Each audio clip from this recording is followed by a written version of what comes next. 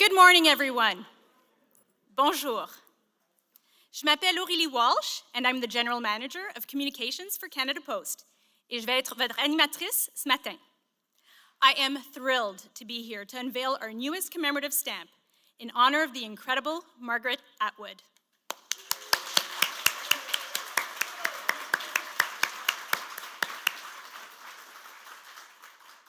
I want to thank all of you for coming today to help us celebrate this occasion. We have a very special morning ahead. But before we begin, a few housekeeping items. If you haven't done so already, please turn off your cell phones until the end of the official ceremony. Veuillez éteindre vos téléphones cellulaires. In the case of an emergency, please head towards the exit signs. Library staff will help guide the way. As part of Canada Post's commitment to keep employees and communities safe, we will be following all recommended COVID-19 health and safety protocols. This includes maintaining physical distancing and the wearing of face masks at all times unless seated to consume food or beverages during the reception. Our presenters today have also been asked to keep their masks on during the event, but they will be removing their masks when speaking on the stage since we are distanced while doing so. I would like to acknowledge that the land we are meeting on today is the traditional territory of many nations, including the Mississaugas of the Credit, les Anishinaabe, the Chippewa, the Haudenosaunee, and the Wendat peoples, and that this land is now home to many diverse First Nations, Inuit, and Métis people. We also acknowledge that Toronto is covered by Treaty 13 and the Mississauga of the Credit. Today, we are very excited to have some very special guests with us. Des invités très spéciaux sont des nôtres aujourd'hui. Please join me in welcoming our speakers. Our guest of honor, Margaret Atwood.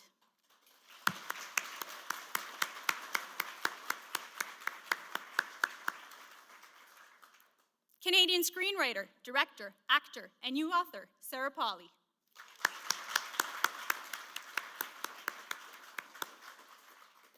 Sita Ramkalawansing, the National Chair of the Word on the Street Canada, Chair of the Harold Innis Foundation, and co-founder of the Women and Gender Studies at University of Toronto.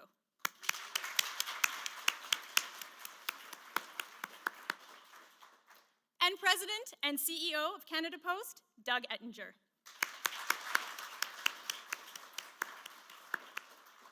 Accueillons également la présidente du Conseil d'administration de Poste Canada, Shurmithra Sanatani. Et membre du Conseil, Krista Collinson. Michael Ling and Dawn-Marie Gale, vice-président divisionnaire de l'Association des officiers des postes du Canada.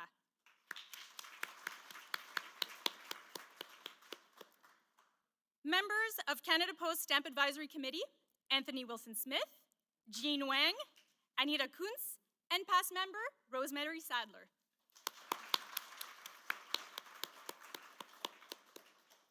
And indeed, all our distinguished guests, welcome, bienvenue. What Margaret Atwood has accomplished is staggering. Ses réalisations sont exceptionnelles. With more than 50 works to her credit, she is one of Canada's most prolific and admired writers. She has sold millions of books around the world. Her stories have been adapted into films and critically acclaimed series like The Handmaid's Tale, which has exposed a new generation of fans to her genius. And her list of honors could fill its own book. Elle a remporté le prix Giller et 2 prix Booker. Elle a été nommée Compagnon de l'Ordre du Canada et a reçu 2 fois le prix littéraire du gouverneur général. Elle est aussi membre de la Société royale du Canada, chevalier de l'Ordre des Arts et des Lettres de France et membre honoraire international de l'American Academy of Arts and Sciences. And this is only a snippet of what she has achieved. But it's not just the volume of writing and the accolades that make Margaret Atwood stand out. She pushes the boundaries of her craft. She constantly surprises and challenges her readers. She also speaks out for what she believes in. She is an advocate for the arts, a champion of human rights, an environmental activist with a passion for bird conservation. Throughout her 6 decades of writing, Margaret Atwood has been an inspiration to her fans everywhere. Écoutons maintenant certains de ses plus grands admirateurs. Let's hear from some of her biggest fans now. After a word is power. Not only has Margaret Atwood had a huge impact on Canadian writing, she's changed the way the world thinks about Canadian literature. Margaret Atwood's voice resounds around the world. Her books beloved by many, many millions across 64 countries. That voice has helped shape ideas globally about what it means to be alive now. What she did was she started a conversation that people have been able to add to so that we can have different views of what Canadian literature is. I think often how fortunate we are to have her writing today, in our lifetimes, in our midst. She has given us over 50 books. Her extraordinary body of fiction, of course, her essays too, her adventurous graphic novels, her shining poetry, her most recent book of poems, Dearly, which reminds us of the hugeness of love. I have always been fascinated to see how these hundreds and thousands of students were immediately hooked to her writing. So what was said of Shakespeare is also true of Margaret Atwood. She writes of her time and for her time, but also for all times. I read The Handmaid's Tale when I was in college. It was in a new fiction class, which tells you how long ago I was in college. And the book resonated so strongly with me when I first read it. And every time I revisited it over the years, it seemed like it had been written for that time period. And I think that's kind of the brilliance of Margaret and the story of The Handmaid's Tale, is that no matter when you read it, it seems to fit and comment on that time. And so just the fact that it seems to have resonance with today's political time, I think is just a testament to kind of the universality and kind of the longevity of the themes that she chose to write about. There is more than one kind of freedom, said Aunt Lydia. Freedom to and freedom from. In the days of anarchy, it was freedom to. Now you are being given freedom from. Don't underrate it. In Germany, only deceased artists make it onto postage stamps, and they're usually male. But it is so appropriate that Margaret Atwood receives this honor in Canada in a very concentrated form. This seems to sum up all her many achievements. Her words entertain, but she knows well, after all, she wrote the famous line that a word after a word after a word is power. And when necessary, which is a lot of the time, she uses her words to call out the powerful. One watches her battle tirelessly to protect our challenged world, to uphold our fragile freedoms, to quietly assist those who are imperiled or have fallen on hard times or are simply in need. She has always done this, along with her partner Graham Gibson, attending closely to what's right. So many people, both here in Canada and abroad, are familiar with her amazing body of literary work. But what many do not know is that Margaret Atwood has always been a champion of Indigenous education, ensuring that future generations of Indigenous leaders have every opportunity. The first time I met Margaret was after she had read the first episode of The Handmaid's Tale, and I think I was very nervous because she is a Canadian national treasure, and it was lovely. And the first thing she said was the script was okay. So I think that my impressions of Margaret when I first met her were that she was very kind. I appreciate her utter kindness, her empathy, her sharp intellect. She is, or seems to be, fearless. If you knew what was going to happen, if you knew everything that was going to happen next, if you knew in advance the consequences of your own actions, you'd be doomed. You'd be ruined as God. You'd be a stone. You'd never eat or drink or laugh or get out of bed in the morning. You'd never love anyone ever again. You'd never dare to. Margaret Atwood was a huge influence on a writer like myself. She made a career for women writers look doable. Margaret Atwood proved that women could write as well as men and even be wildly successful. To read her is to be changed, made wiser. Her literary success is Canada's success, and we're lucky to have her. She's always felt a responsibility to make a contribution, not just as a writer, but as a citizen.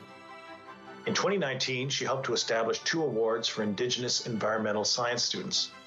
This ongoing pledge stands as a tangible testament to her support for both the environment and for Indigenous youth. Congratulations, Margaret, from all of us here at Inspire, as well as the students you've helped over the years. I'd like to congratulate Margaret for her position on a Canadian stamp.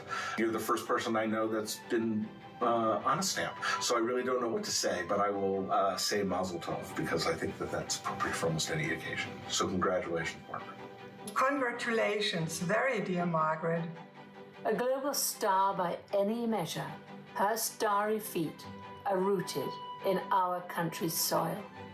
By virtue of who she is, how and what she writes, she is our ambassador for the best, deepest values of Canada.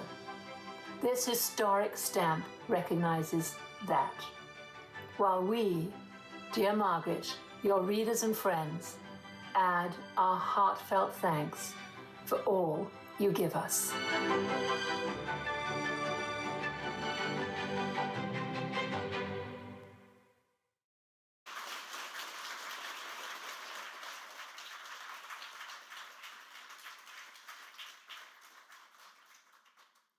Thank you to everyone who participated in the video and sent in their special messages for Margaret.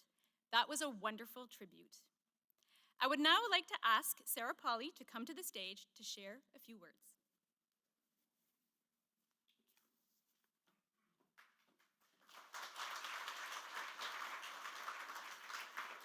Thank you. Margaret has pointed out to me that she is not, in fact, dead, which could make her appearance on a postage stamp a bit confusing, except that it's always good to have frequent reminders of her and how she lives. So it's possible that we all just couldn't wait for her to be dead to put her on a postage stamp. Fair, fair. It will be good when I mail letters to be reminded of the most genuinely curious person I've ever met.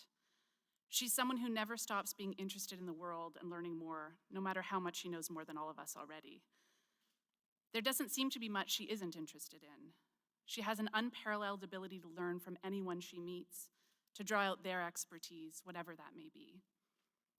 I noticed from the first time I started to get to know her well over a decade ago now that she would take notes if you brought up a movie or a book she hadn't heard of.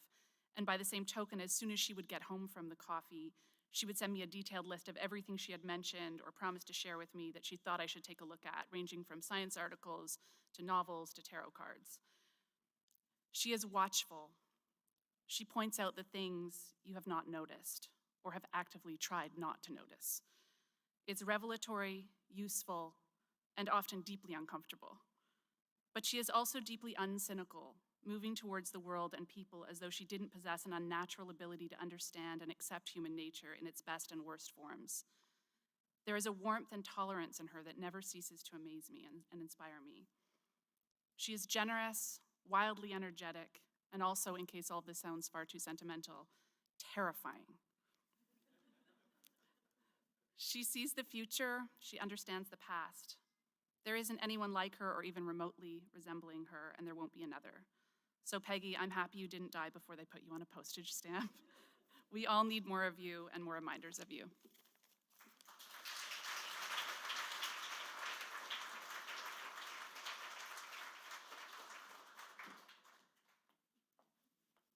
Thank you, Sarah. We will now hear from Sita Ramkalawansing. Sita?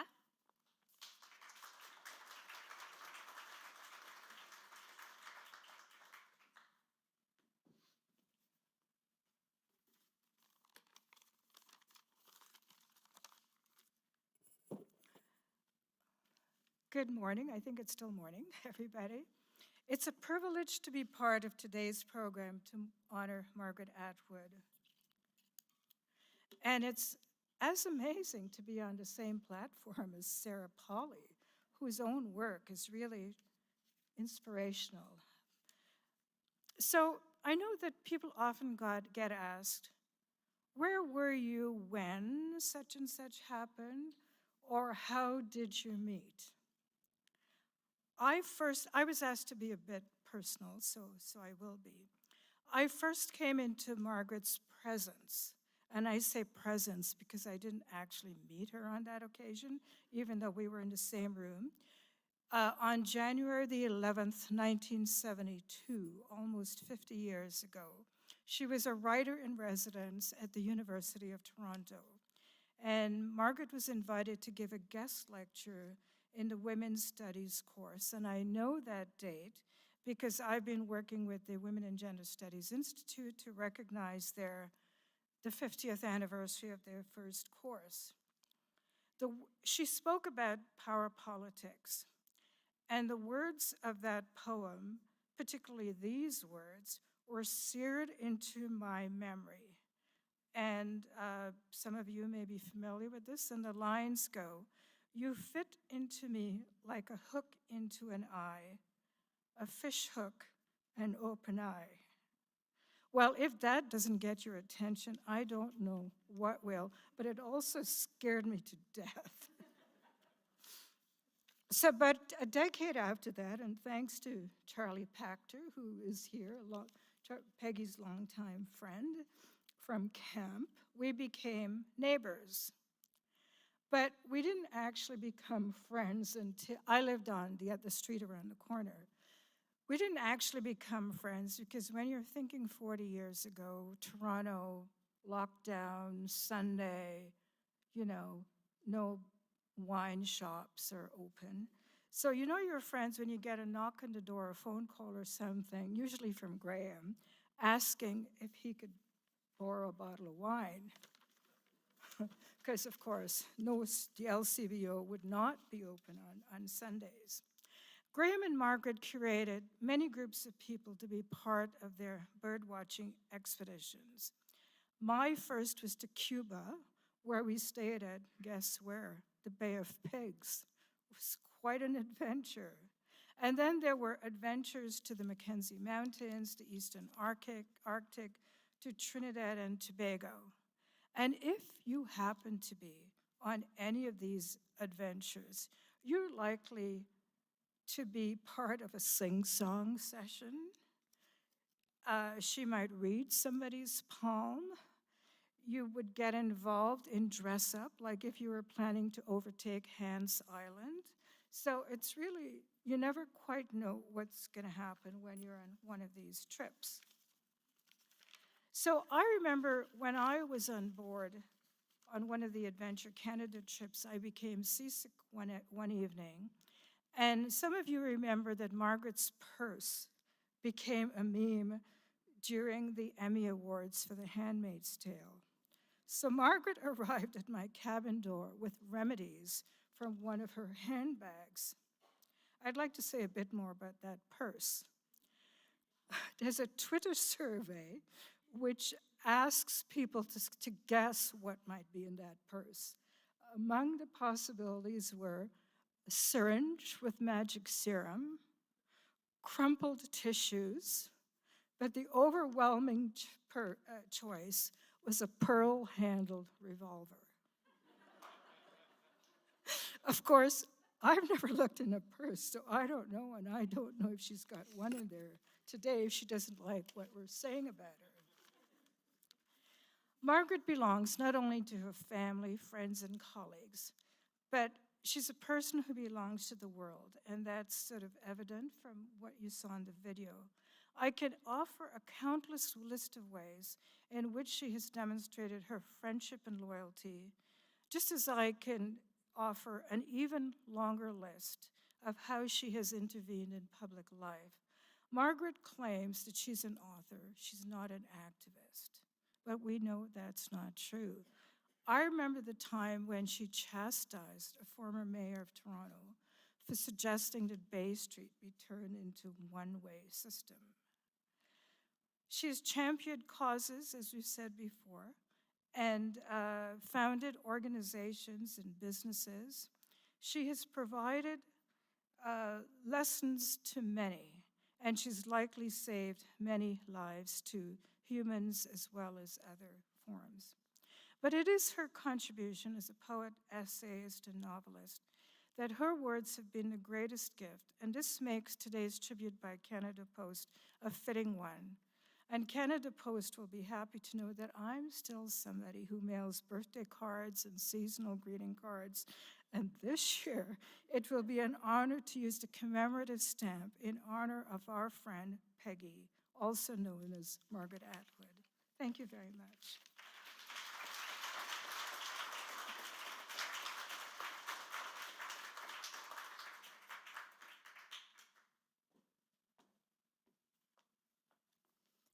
Thank you, Sita. I will now turn things over to Canada Post's President and CEO, Doug Ettinger, to share a few words about the stamp we are unveiling today. Doug?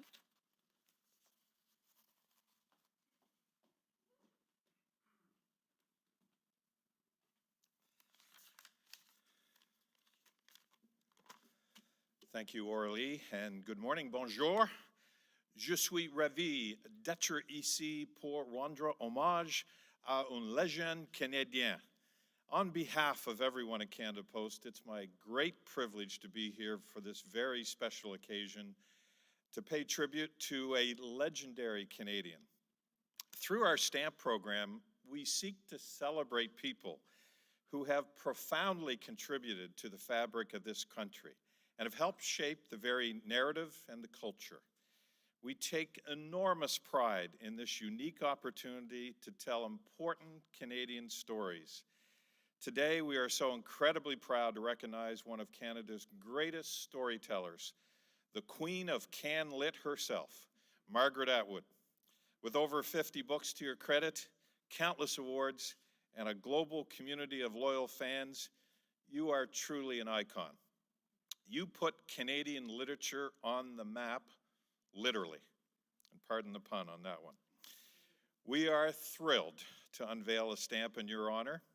You once wrote that, in the end, we all become stories, and today this couldn't be more accurate. Today, you are the story, Margaret, and we are here to celebrate you, your exceptional achievements, and a career that shows no signs of slowing down. We are very grateful also for your direct involvement in the creation of this stamp. For those in the audience, Canada Post and designer Stephen Slip worked closely with Ms. Atwood and her team throughout the design process, and she personally selected the image we will share with you very shortly. The stamp features a photograph of Ms. Atwood taken in 2017 by internationally renowned photographer Reuven Afanador. Margaret also inspired us to pay tribute to her other great passion, which was mentioned earlier, which is birding or bird watching, an interest she shared with her late husband, Graham Gibson. The cancel image that appears on the official First Day cover is a raven, a bird she greatly admires, also known as a crow in Nova Scotia, where Margaret has some early connections. Each guest will receive this special First Day cover as our thank you for joining us here today. So now, for the moment we've all been waiting for, it's time to unveil this wonderful new stamp. So please, everyone, give a warm welcome to Margaret Atwood.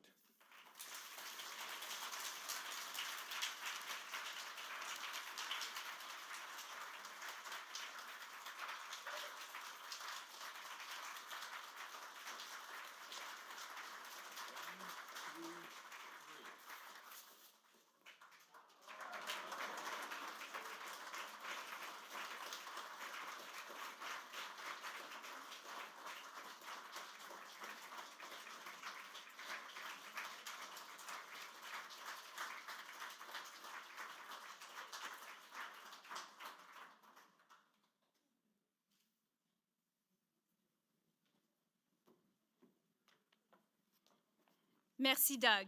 Thank you. It is now my absolute pleasure to invite Margaret Atwood to the podium.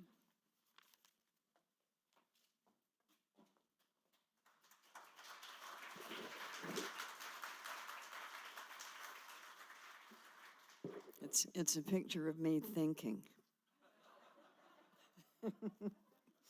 Yeah, the rest of the time I'm not. So, what can I say? Dear friends and family, well-wishers, and those who intend to make fun of me for being on a stamp. Thank you for being here, and thank you to the team at Canada Post who have put so much thought and effort into this phenomenon. I hope you had fun doing it, and that the great post office in the sky will give you 5 stars for your achievements. Upon receiving your kind invitation to this event, my sister-in-law phoned. "I may be late for your lunch," she said. "It's not a lunch," I replied. "It's a launch." "It's a lunch. I'm sure it says that." "No, it's just a launch." "Well, if there's no food, I'm not coming." The good news is that it's both. It's a launch lunch. The food is in the box. Think of it as a parcel post. You can open it at your leisure. Being on a stamp is an unexpected honor. So unexpected that it has already caused a rash of stamp envy in my peer group. Indeed, the first phone call I received on this subject was from a friend of my age, 1002, who exclaimed with a shocked horror that was only partly jocular, "But you're not even dead yet."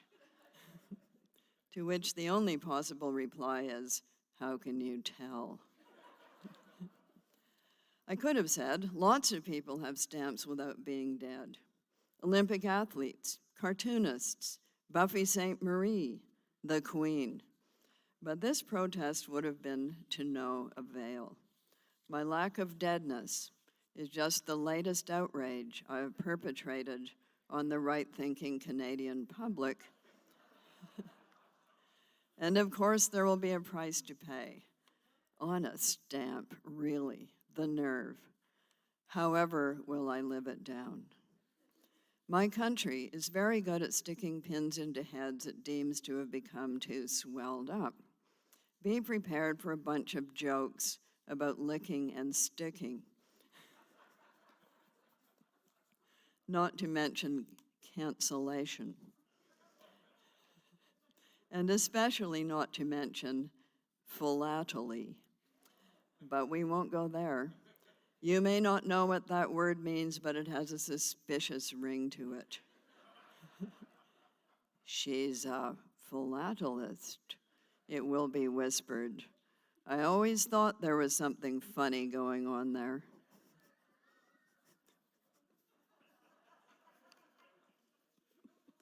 A younger correspondent has commented, "You're going to be on a stamp like a postage stamp?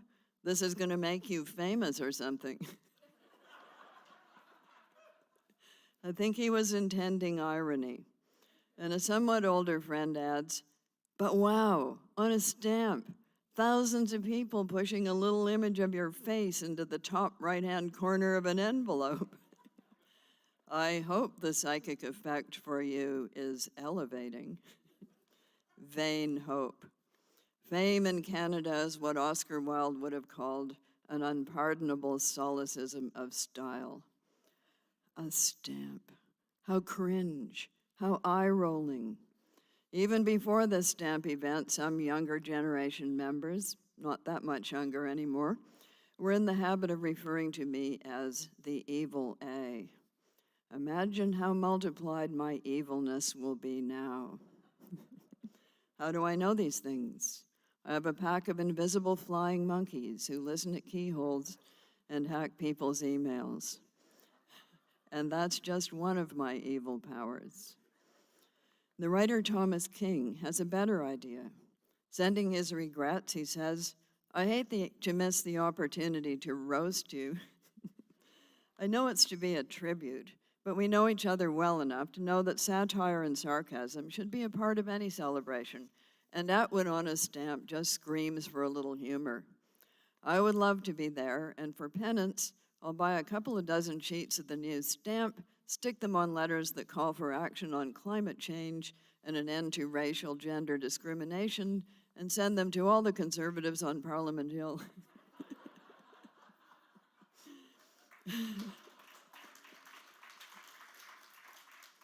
And all the Republicans in the American Congress and Senate. That should rattle the wind and shake the trees. A friend could do no less, which puts things into a little more perspective. Seriously, it's a great honor to find oneself on a stamp, especially if one has been a small child given to fishing used envelopes out of wastepaper baskets in order to remove the stamps from them. Yes, I was indeed a philatelist in youth. I amassed quite a stamp collection. That's how I learned about Iceland and volcanoes and palm trees. But as this was in the 1940s, I also learned that being on a stamp does not mean that you are a good and admirable person. It might in fact mean that you are a tyrannical dictator. It's too late for that in my case. I should have started earlier, but I will enjoy this moment for which I thank you again. Perhaps in the future, some young person will find my head in a wastepaper basket and cut it out and save it in a stamp album if there are still such things. And then even later, that young person might appear on a stamp in their turn. I hope so. As we enter the next decade, I also hope we'll get a firm grip on the climate crisis and work together to solve the many problems this crisis is already causing. That's a lot of hope. Good luck to all of us, and thank you again.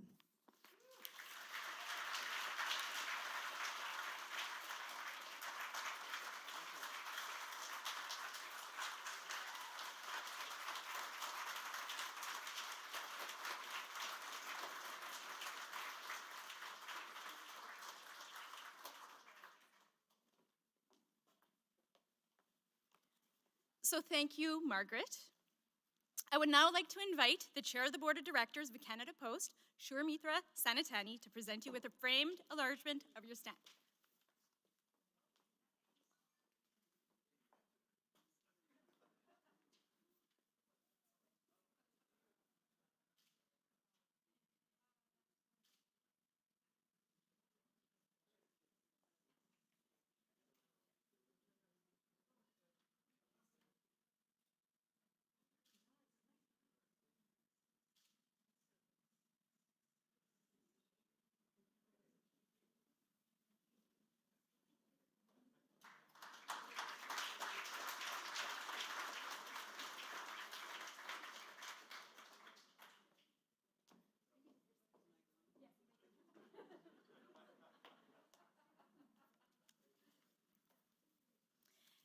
La cérémonie officielle est déjà presque terminée. Merci d'avoir été avec nous aujourd'hui. That brings